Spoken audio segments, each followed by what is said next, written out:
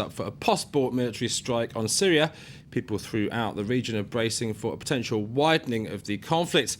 Authorities in Israel are on high alert for any retaliatory action from Damascus. Our reporters went to test the mood in the Golan Heights, land annexed from Syria by Israel. While many Israeli settlers say they feel relaxed and protected by their armed forces, Arab residents are worried.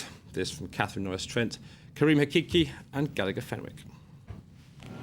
Security fences and barbed wire. We're taking a tour in the occupied Golan Heights, driving through land Israel seized from Syria in 1967. It's a mountainous buffer zone not recognized under international law. Some 14,000 Israeli settlers have come to live here right alongside Syria. Among them is tour guide Nathaniel. It's already Syria. You see the White Mountain? It's very close to the border.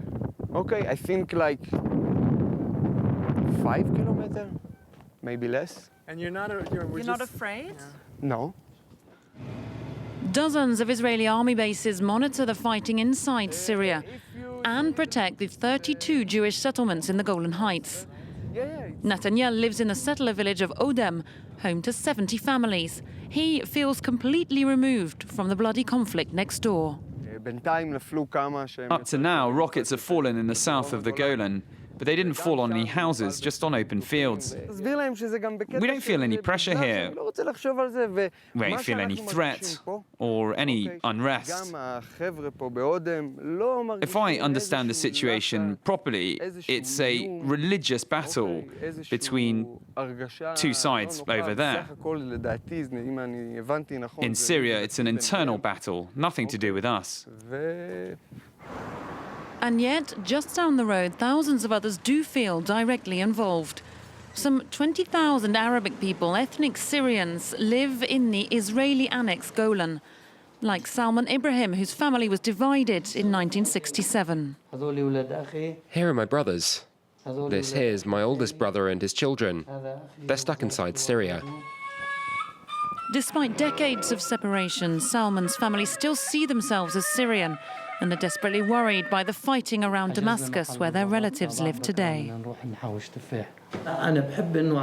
I wish my brother and all his family could come and join us here, because there's no war here, but also because this is their country too.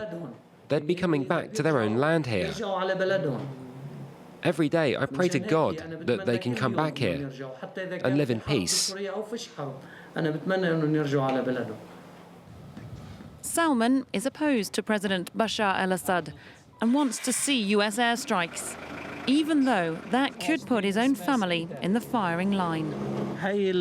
That's Syrian territory just in front of us there. We're right on the border. He was only 8 years old when the 1967 war split his family in two.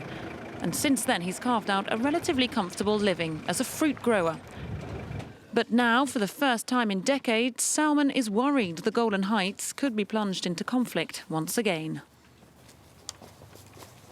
I think war could break out in the Golan if the US and other Western countries bomb Syria.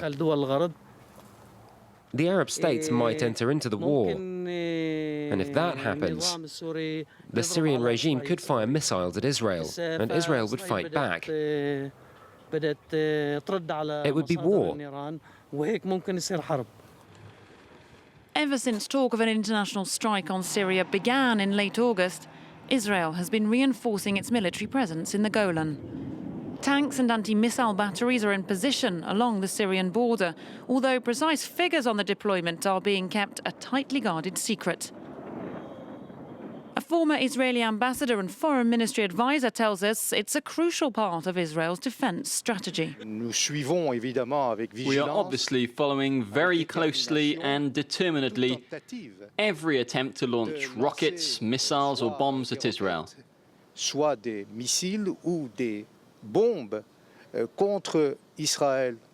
Israel will respond. The Prime Minister has been very clear about this. We will respond with violence.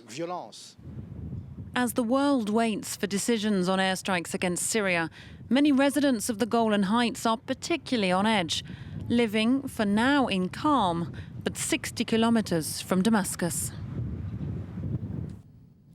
That was Focus. Time now for sports, starting off with football.